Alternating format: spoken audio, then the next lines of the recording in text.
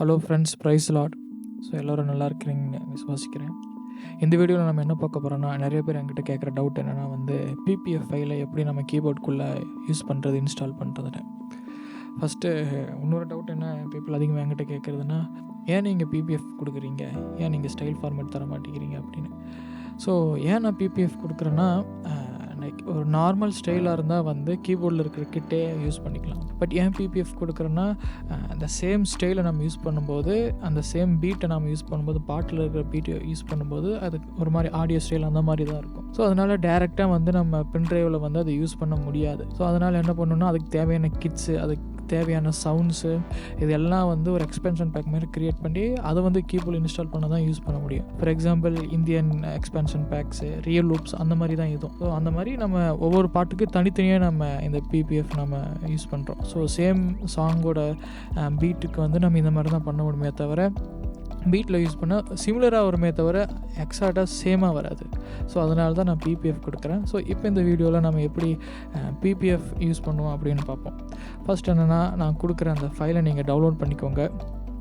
So இப்போ ரீசெண்டாக போட்ட வீடியோ உண்மை தான் நினைக்கிறேன். ஜஸ்ட் நீங்கள் டிஸ்கிரிப்ஷன் வந்தீங்கன்னா இந்த ஃபைலுக்கு லிங்க் இருக்கும். அந்த லிங்க்கில் ஜஸ்ட் டவுன்லோட் கொடுங்க. இது பார்த்திங்கன்னா டவுன்லோட்ஸில் போய் நான் சேவ் பண்ணிக்கிறேன். உங்கள் இஷ்டம் எங்கே வேணாலும் நீங்கள் சேவ் பண்ணலாம்.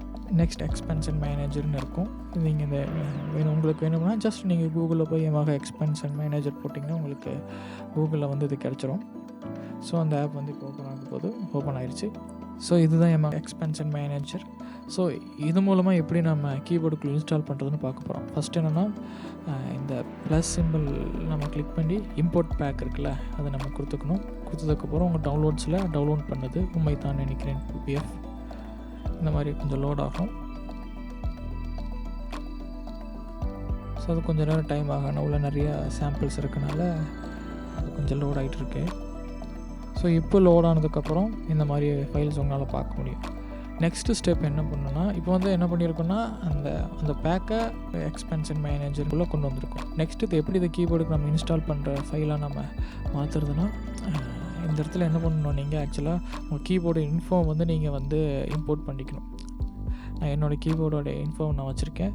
ஸோ அந்த மாதிரி நீங்கள் உங்கள் கீபோர்டு இன்ஃபோ நீங்கள் உள்ளே இம்போர்ட் பண்ணிக்கணும். பண்ணதுக்கப்புறம் இந்த மாதிரி உங்களுக்கு டிக் மார்க் காமிக்கும். ஸோ இதில் செலக்ட் பண்ணிக்கோங்க. இப்படி செலக்ட் பண்ணிட்டிங்கன்னா உங்களுக்கு இப்போ இது செலக்ட் ஆகிடுச்சு. ப்ளஸ் இதோட உங்களுக்கு மற்ற எக்ஸ்பென்ஷன் பேக் இருந்துச்சுன்னா அது எல்லாத்தையும் நீங்கள் செலக்ட் பண்ணிக்கலாம்.